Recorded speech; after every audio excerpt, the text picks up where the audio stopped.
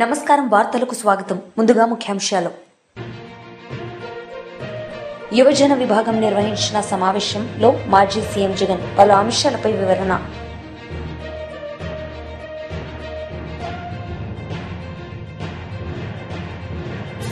కేంద్ర మంత్రి కిషన్ రెడ్డి మీడియా సమావేశం పలు అంశాలపై వివరణ.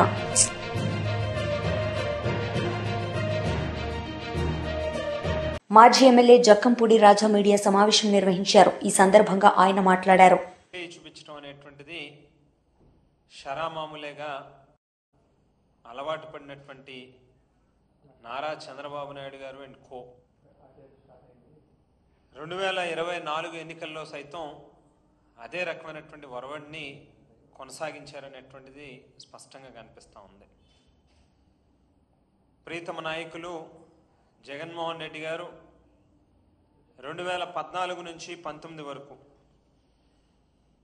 అన్ని వర్గాల ప్రజలకి మేలు చేస్తూ, ముఖ్యంగా యువతకి సంబంధించి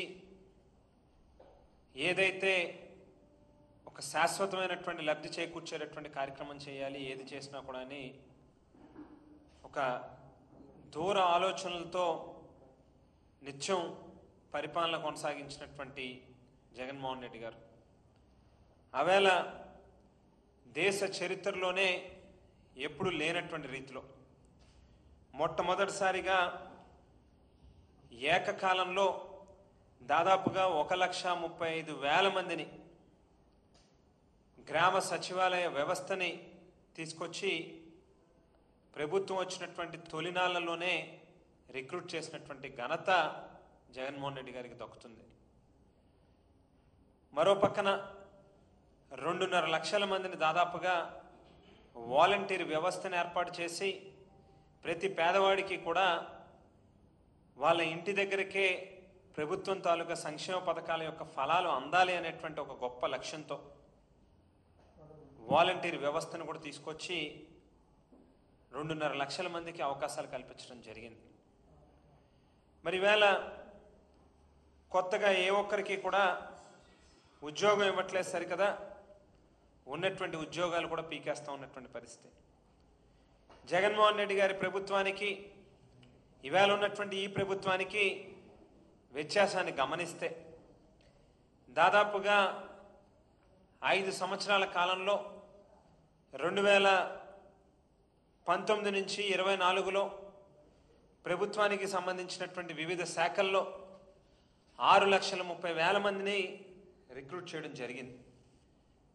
ఎప్పుడు ఎక్కడ కని విని కూడా ఎరగనటువంటి రీతిలో మెడికల్ అండ్ హెల్త్ డిపార్ట్మెంట్లో పెద్ద ఎత్తున రెగ్యులర్ రిక్రూట్మెంట్లు కానీ, కాంట్రాక్ట్ కానీ, అవుట్సోర్సింగ్ ఎంప్లాయీస్ని కానీ దాదాపుగా 48,000 ఉద్యోగాల్ని కల్పించడం జరిగింది. అదే మాదిరిగా మరో పక్కన పోలీస్ డిపార్ట్మెంట్లో కావచ్చు, ఏపీఎస్ఆర్టీసీలో కావచ్చు, ఆర్టీసీలో కూడా అందరినీ కూడా పూర్తిగా గవర్నమెంట్లోకే అబ్జార్బ్ చేసుకున్నటువంటి సందర్భాన్ని కూడా ఈ సందర్భంగా గుర్తు చేస్తూ ఉన్నా. మరి ఈ మాదిరిగా ఏ డిపార్ట్మెంట్ తీసుకున్నా కూడా పెద్ద ఎత్తున 6,31,000 మందికి ఉద్యోగాల కల్పన ఆవేళ జగన్మోహన్ రెడ్డి గారు చేస్తే, మరో పక్కన ప్రైవేట్ వ్యవస్థల్లో కూడా ఎంఎస్ఎంఈలని ప్రోత్సహిస్తూ ఎవరైతే గవర్నమెంట్ దగ్గర నుంచి ప్రోత్సాహకాలు అందుకుని కొత్తగా ఎంఎస్ఎంఈల్ని స్థాపించుకుని స్వయం ఉపాధికి సంబంధించినటువంటి ఇండస్ట్రీలను కూడా వాళ్ళు పెట్టుకున్నారు. దాదాపుగా ఆ 5 సంవత్సరాల కాలంలో 33,82,242 మందికి ఆవేళ ఎంఎస్ఎంఈలో కూడా ఉద్యోగాలు రావడం జరిగింది. అంటే దాదాపుగా ప్రభుత్వ రంగంలోని ప్రైవేట్ రంగంలోని కలిపి 40 లక్షల మంది పైచులుక ఉద్యోగాలు వచ్చినట్టుగా ఏదైతే సోషియో ఎకనామిక్ సర్వే రిపోర్ట్లోనే పొందుపరచడం జరిగింది చాలా స్పష్టంగా. అటువంటిది ఈవేళ మనం చూస్తే చంద్రబాబు నాయుడు గారి ప్రభుత్వంలో రాష్ట్రం అంతా మొత్తం ప్రతి ఇంటికి కూడా ఉద్యోగం ఇస్తానన్నారు. ఉద్యోగం లేనటువంటి పక్షంలో నెలకి 3,000 రూపాయల చొప్పున నిరుద్యోగ భృతి ఇస్తామని చెప్పి ఊరు వాడ ప్రచారం చేశారు. ఆయనతో పాటుగా పవన్ కళ్యాణ్ గారు కావచ్చు, లేక బీజేపీ నాయకులు కావచ్చు. యువజన విభాగం నిర్వహించిన సమావేశంలో మాజీ సీఎం జగన్ పాల్గొన్నారు. ఈ సందర్భంగా ఆయన ప్రసంగించారు. చేస్తా ఉన్నాం, ప్రతిపక్షంలో ఉన్నాం, ప్రతిపక్షంలో ఉంటూ ప్రభుత్వం పనిచేస్తూ ఉన్న విధానాన్ని ప్రశ్నిస్తూ ప్రభుత్వం ఇచ్చిన హామీలను ఆ ప్రభుత్వం ఎగరగొడతా ఉన్న నేపథ్యంలో ఆ ప్రభుత్వాన్ని గట్టిగా నిలదీస్తూ నిద్రపోతా ఉన్న ఈ ప్రభుత్వాన్ని మేలుకొల్పే ప్రయత్నం గట్టిగా చేస్తూ ఉన్నాం. చేసే ఈ ప్రక్రియలో ఆర్గనైజేషన్ పరంగా ఇంకా మనం బలంగా ఎదగాలి.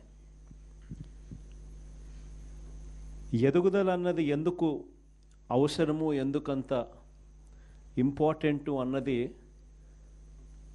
క్లుప్తంగా చెప్తా. ఈరోజు మన పార్టీని చూసినప్పుడు చాలామంది ఎమ్మెల్యేలు కొత్త వాళ్ళే. మన పార్టీ వచ్చినప్పుడే 2011లో మన పార్టీ మనం స్థాపించిన పరిస్థితుల మధ్యలో గమనిస్తే, నేను అప్పట్లో కాంగ్రెస్ పార్టీ నుంచి బయటకు వచ్చిన. నేను బయటకు వచ్చినప్పుడు నాతో పాటు వెనకాల ఎవరు లేరు. నేను మా అమ్మ ఇద్దరం మాత్రమే బయటకు వచ్చినాం. అక్కడి నుంచి మొదలైంది ప్రస్థానం. నాతో పాటు కొంతమంది నాయకులు, నా మీద వ్యక్తిగతంగా అభిమానం ఉన్న నాయకులు కొంతమంది, మా కడప జిల్లాల నుంచి మరి ముఖ్యంగా కొంతమంది నాయకులు నాతో పాటు రావాలని అడుగులు ముందుకేశారు. నేనన్నా, నా పరిస్థితి ఏమిటో నాకే అర్థం కావడం లేదు. అందరూ అంటా ఉన్నారు, కేంద్రంలో కాంగ్రెస్ పార్టీతో ఢీకొంటా ఉన్నాం, రాష్ట్రంలో ముఖ్యమంత్రితో ఢీకొంటా ఉన్నాం కాంగ్రెస్ పార్టీతో. ఇలాంటి పరిస్థితుల్లో నా పరిస్థితి అగమ్య గోచరంగా ఉన్నప్పుడు నేను మిమ్మల్ని నాతో పాటు రమ్మని చెప్పి నేను చెప్పలేను. దేవుడు ఆశీర్వదించి నేను ఎదిగినప్పుడు, నేను బాగున్నప్పుడు అప్పుడు రండి అని చెప్పి కొంతమందికి చెప్పిన. ఇట్లా రాష్ట్రం వైపు తిరిగి చూస్తే ఎవ్వరూ లేరు వెనకాల.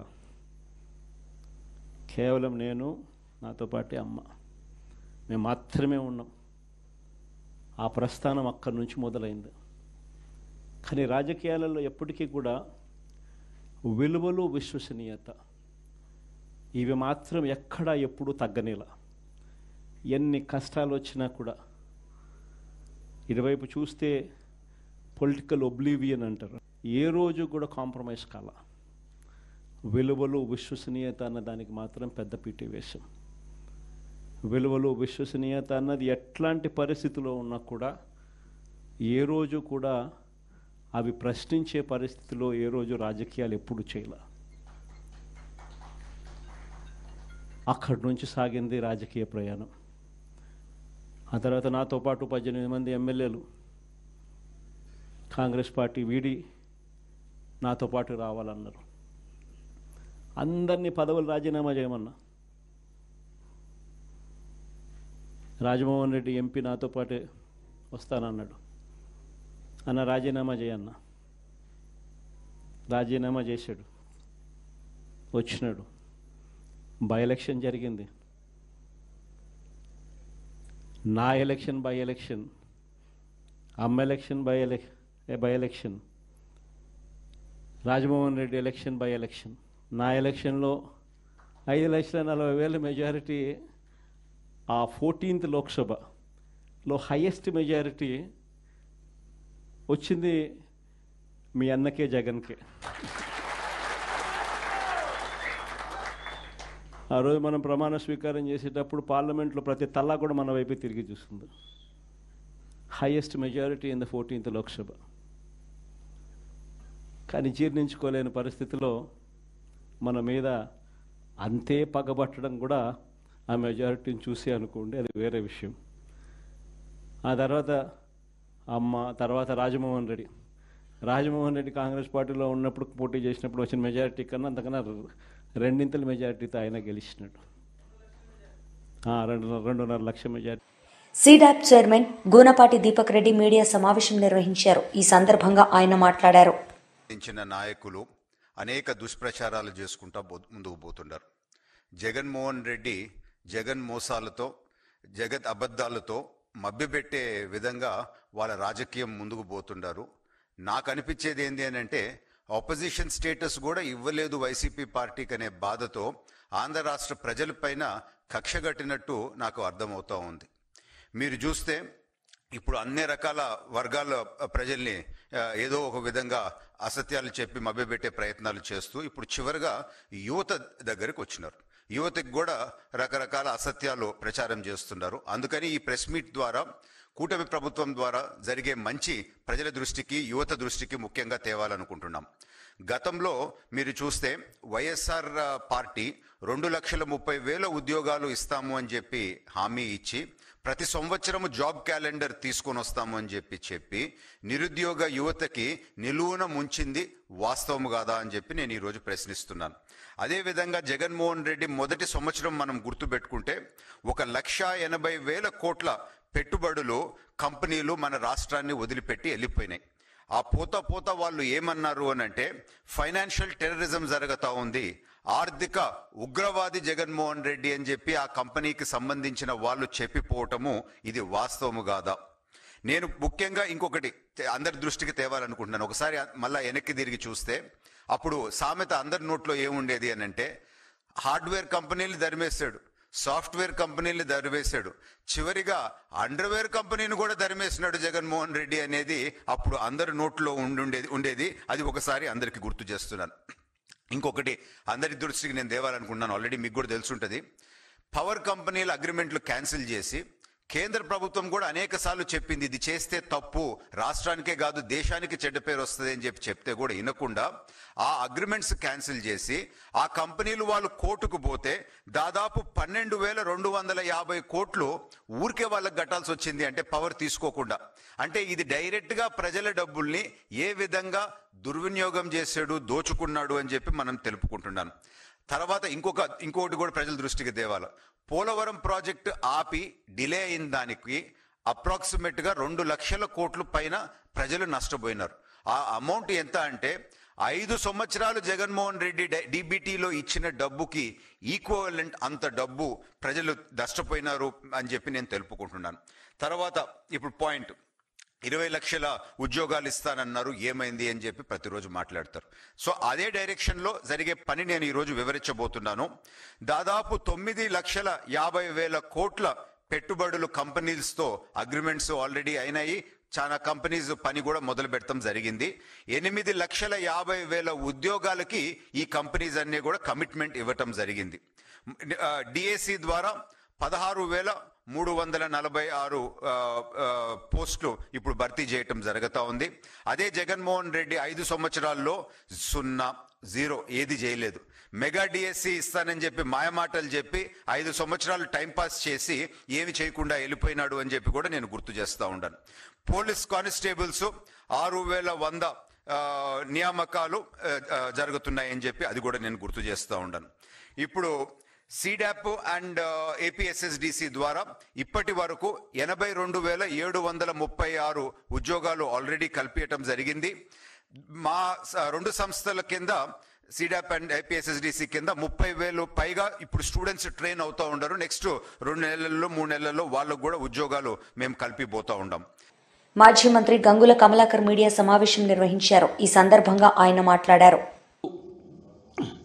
ఈరోజు మీరు ఏం మాట్లాడినరు? మీరు మొత్తం మాటలల్లో ఏం కనబడ్డది? రోజమ్మ రొయ్యల కూర గిద్దప్ప మీకు ఆలోచన ఉందా? నేను సూటిగా ప్రశ్న అడుగుతున్నా. 2019 నాడు 2019న ఆ రోజు కేసీఆర్ గారు క్లియర్గా మెన్షన్ చేసిన మళ్ళీ చెప్తున్నాను. 2016లో అసలు బనకచెర్ల ప్రాజెక్టు ప్రతిపాదన ఉన్నదా? 2019లో గోదావరి జలాన్ని కృష్ణకు పంపే ప్రణాళిక ఇప్పటి పోలవరం బనకచెర్ల ప్రణాళికకి ఏమైనా సంబంధం ఉన్నదా? సూటిగా మళ్ళీ మీ ప్రభుత్వం స్పందించండి. కేసీఆర్ గారు ఆ రోజు పోయినప్పుడు ఆయన మెన్షన్ చేసినప్పుడు ఆ రోజు బనకచెర్ల పురలే లేదు కదా, బనకచెర్లకు ఉన్న కేసీఆర్ గారు టూర్కు ఏం సంబంధము అని మేము చెప్తున్నాం. 2019లో ఆనాడు నదీ మార్గంలో కృష్ణాకు నీళ్లు తరలించాలని, తద్వారా మహబూబ్ నగర్, నల్లగొండ జిల్లాలకు నీళ్లు రావాలనేది కేసీఆర్ ఆలోచన. దాని ద్వారానే 2019లో ఆ రోజు అక్కడ పోవడం జరిగింది. కానీ ఆ రోజు ఆ ప్రణాళికని ఇప్పటివరకు ముందుకు పోలే.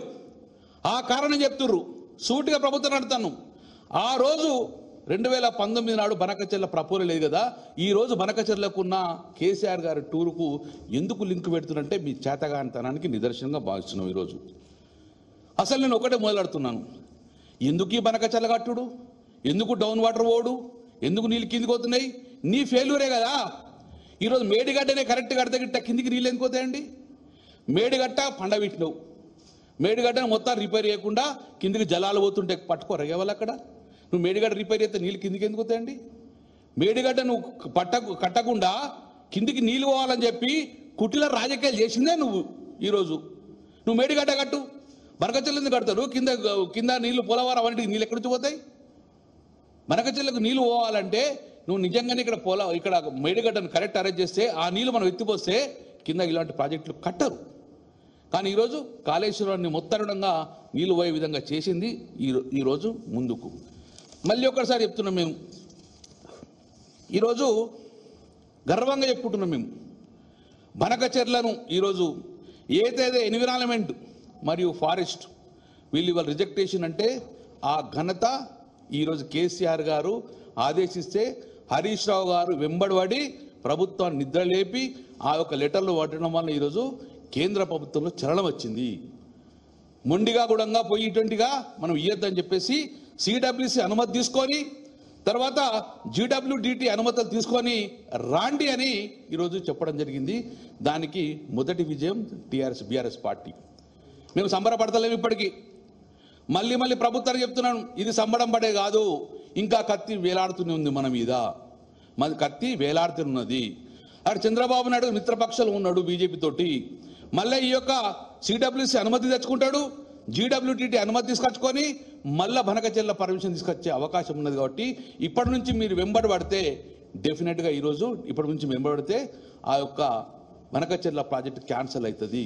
మన వాట మనకు వచ్చిన తర్వాతనే ఆ బనకచెర్ల ప్రపోజల్ పెట్టమని చెప్పేసి కూడా చెప్తాం. కాబట్టి మీరు ఇప్పటికైనా ఆ యొక్క కత్తి వేలాడుతుంది. కాబట్టి సంపూర్ణంగా ఈ యొక్క బనకచెర్ల ప్రాజెక్టు మొత్తం బ్యాన్ అయ్యేదాకా, క్యాన్సిల్ అయ్యేదాకా బీఆర్ఎస్ పార్టీ మళ్ళీ పోరాటం చేస్తుంది. మాకు వేరే ఆలోచన లేదు. బీఆర్ఎస్ పార్టీకి ఒకటే, కేసీఆర్ గారు ఒకటే చెప్తారు, తెచ్చిన తెలంగాణ రాష్ట్ర సస్యశ్యామలు ఉండాలి. ఈ కాంగ్రెస్ పార్టీ మేడిగడ్డ నుంచి నీళ్ళు కిందికి పంపిస్తుంది, కాబట్టి మన నీళ్ళు మనకు రావాలని చెప్పేసి మళ్ళీ పోరాటం చేసే అవకాశం ఉంది. కాబట్టి మళ్ళీ దాని డీటెయిల్స్గా మన 968 గోదావరి అవన్నీ కాదు, నేను సూటిగా వాడుతున్నాను. తర్వాత ఇంకొకటి, ఈరోజు పవర్ పాయింట్ ప్రజెంటేషన్ మొత్తం చేసిండ్రు. ఎవరి మీద పవర్ పాయింట్ ప్రజెంట్ చేసిండండి? ప్రాజెక్టు కట్టేది కింద చంద్రబాబు నాయుడు ఏపీ. ఒక్క మాటన్న చంద్రబాబు నాయుడు ఒక్క మాట నావే ప్రాజెక్ట్ కడుతున్నట్టు, కింద ప్రాజెక్ట్ కడుతున్న చంద్రబాబుని ఒక్క మాట విమర్శించినావా? ఇంకా చంద్రబాబు పాపం ఆయనకి మాట్లాడుతున్నావు. నువ్వు విమర్శ అంతా ఇవ్వడానికి కేసీఆర్ మీద చేస్తానికి ప్రెస్ మీట్ పెట్టుకున్నట్టున్నావు. నువ్వు కట్టేది చంద్రబాబు నాయుడు, కట్టేది ఆంధ్రప్రదేశ్. ఈ యొక్క మొత్తం పవర్ పాయింట్ ప్రదేశంలో విమర్శ ఎక్కడ కూడా ఒక్కటి కూడా ఏపీ మీద కానీ చంద్రబాబు నాయుడు ఒక్క మాట మాట్లాడలేదు. ప్రాజెక్టు కట్టే వాళ్ళ మీద ఒక్క విమర్శ చేస్తలేడు. అంటే అర్థం ఏంటంటే నీళ్లు పండబెట్టి పంపుతాండ్రు, నీళ్ళు తీసుకో అనే ఉద్దేశంతో ఈరోజు చేసే కార్యక్రమం ఇది. ఇది చాలా ఇబ్బందికరమైన వాతావరణం నడుతుంది మా రాష్ట్రం. కేంద్ర మంత్రి కిషన్ రెడ్డి మీడియా సమావేశం నిర్వహించారు. ఈ సందర్భంగా ఆయన మాట్లాడారు. గోదావరి గారు కలిసి మేము బీజేపీ మీటింగ్ అవుతున్నప్పటికీ కూడా త్వరితగతిన దాన్ని పూర్తి చేసుకొని మేము ఇక్కడ చూడడానికి రావడం జరిగింది. ఉదయం వద్దామనుకున్నప్పుడు ముఖ్యమంత్రి గారు వస్తున్నారు కాబట్టి మరి ఆ లోపల మా మీటింగ్ సమావేశం ప్రారంభమైనాయి. అవి పూర్తి చేసుకొని ఇక్కడ ఈ సంఘటన స్థలాన్ని చూడాలనే దృక్పథంతో, ఇక్కడ అడిగి వివరాలు తెలుసుకోవాలనే దృక్పథంతో రావడం జరిగింది. ఇది చాలా దురదృష్టకరమైనటువంటి సంఘటన. ఇటీవల మన హైదరాబాద్లో ఇంత పెద్ద ప్రమాదం ఇటీవల ఎవరం కూడా మనం చూడలేదు. ఫార్మా కంపెనీలకు సంబంధించినటువంటి రా మెటీరియల్ ప్రొడ్యూస్ చేసేటువంటి కంపెనీది.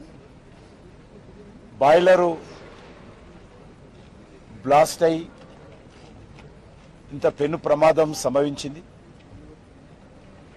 ఇంతకుముందు రామచంద్రరావు గారు చెప్పినట్టు 46 మంది యొక్క మృతదేహాలు ఇప్పటికే లభించాయని, మరొక 13 మంది వారి ఆచూకీ దొరకడం లేదని, మిగిలిన వాళ్ళు హాస్పిటల్లో ట్రీట్మెంట్ పొందుతున్నారని, మరి దీనిపైన రాష్ట్ర ప్రభుత్వ అధికారులు సమగ్రమైనటువంటి దర్యాప్తు చేస్తున్నామని చెప్పడం జరిగింది. ఈ రకంగా బాయిలర్ బేస్ గతంలో మీకు అందరికీ తెలుసు, గత నెల చార్మినార్ దగ్గర కూడా ఇదే విధంగా ఏసీ ఎయిర్ కండిషనర్ బ్లాస్ట్ అయి షార్ట్ సర్క్యూట్ ఏర్పడి 17 మంది చనిపోవడం జరిగింది. వరుసగా ఈ రకమైనటువంటి సంఘటనలు అనేక ప్రాంతాల్లో జరుగుతూ ఉన్నాయి. ఇది రాజకీయాలు చేయాల్సినటువంటి సమయం కాదు, రాజకీయాలు మాట్లాడాల్సినటువంటి సమయం కూడా కాదు. కాబట్టి నేను అధికారులను, ప్రభుత్వాన్ని కోరేది ఒకటే, ఈ రకంగా ప్రమాదాలు జరగడానికి అవకాశం ఉన్నటువంటి అన్ని కంపెనీలు ప్రత్యేకంగా ఉన్నతాధికారుల బృందాలు ఏర్పాటు చేసి పూర్తిగా అన్ని ఫ్యాక్టరీలు ఏ రకంగా మొత్తం కాలిపోయినటువంటి డెడ్ బాడీసే ఆ యొక్క విమాన ప్రమాదంలో దొరికాయి. కాబట్టి వాళ్ళు ఏ రకమైనటువంటి చర్యలు తీసుకొని డెడ్ బాడీస్ అన్ని కనుక్కున్నారో అది కూడా ఇక్కడ ఆలోచన చేయాలి. అదేవిధంగా 13 మంది ఎవరైతే ఉన్నారో పూర్తి స్థాయిలో వాళ్ళ కుటుంబాలకు చేరుకున్నారా, వాళ్ళ ఫోన్ నెంబర్స్ ఇక్కడనే ఉన్నాయి. కాబట్టి అవి కూడా కనుక్కొని వాళ్ళను పూర్తిగా ఐడెంటిఫై చేయాలి. వాళ్ళు లైవ్ ఉన్నారా, అదృశ్యవశాత్తు బతుకున్నారా అనేటువంటి విషయం కూడా ఐడెంటిఫై చేసి ఆ రకమైనటువంటి వాళ్ళకు కూడా అన్ని రకాల సహకారం అందించి వాళ్ళు ఉంటామంటే ఉండే విధంగా, తిరిగి వెళ్తామంటే కూడా అన్ని రకాల సహకారం చేయాలని కోరుతా ఉన్నాను. అదేవిధంగా ఏ హాస్పిటల్లో ట్రీట్మెంట్ పొందుతున్నారో చాలా మంది అంగవైకల్యం పొందేటువంటి అవకాశం ఉందని కూడా చెప్తా ఉన్నారు. కొంతమంది మెంటల్గా కూడా మరి భవిష్యత్తులో తొందరగా కోలుకోలేని పరిస్థితులు ఉంటారు. అలాంటి వారు కూడా పూర్తి స్థాయిలో వాళ్లకు మరి అన్ని రకాల సహకారం అందించే విధంగా చర్యలు తీసుకోవాల్సిందే కోరుతా ఉన్నాను. మృతదేహాన్ని తరలించేటప్పుడు రాష్ట్ర ప్రభుత్వం సహకారం అవుతుంది. మీ కేంద్రం నుంచి ఎలాంటి సహకారం, ఆ రాష్ట్రాలు తరలించేందుకు ఎలాంటి టీములు? డెడ్ బాడీస్ అన్ని కూడా రాష్ట్ర ప్రభుత్వ ఆధ్వర్యంలో ఉంటాయి. ఎక్విప్మెంట్స్ సపరేటు కేంద్ర ప్రభుత్వానికి ఉండవు. ఎక్విప్మెంట్ అన్ని కూడా రాష్ట్ర ప్రభుత్వం ఉంటాయి. దాంట్లో కేంద్ర ప్రభుత్వం ఏ రకమైనటువంటి సహకారం చేయాలని మాకున్నది ఇక్కడ ఉండేటువంటిది మనకు ఏసీ హాస్పిటల్, ఒక ఎయిమ్స్ హాస్పిటల్ రెండే ఉంటాయి. కాబట్టి అక్కడ అంబులెన్స్లు కూడా తక్కువ ఉంటాయి. 108 ఇటువంటి ఉంటాయి, ఏసీ కూడా ఉంటాయి. కాబట్టి ఖచ్చితంగా నేను డెడ్ బాడీస్ కూడా మరి 36 గంటలు బీహార్కి వెళ్ళాలంటే 36 అవర్స్ పడుతుంది. 36 అవర్స్ లోపల మరింత శవం కుళ్ళిపోయేటువంటి అవకాశం ఉంటుంది. ఇప్పటికే కాలిపోయినటువంటి డెడ్. వార్తలు ముగించే ముందు ముఖ్యాంశాలు మరోసారి. యువజన విభాగం నిర్వహించిన సమావేశంలో మాజీ సీఎం జగన్ పలు అంశాలపై వివరణ.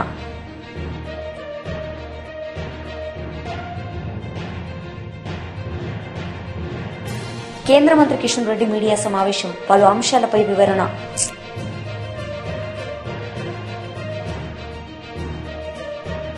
ఈ వార్తలు ఇంతటితో సమాప్తం. తిరిగి ప్రసారమయ్యే వార్తల్లో మళ్లీ కలుద్దాం. అంతవరకు సెలవు. నమస్తే.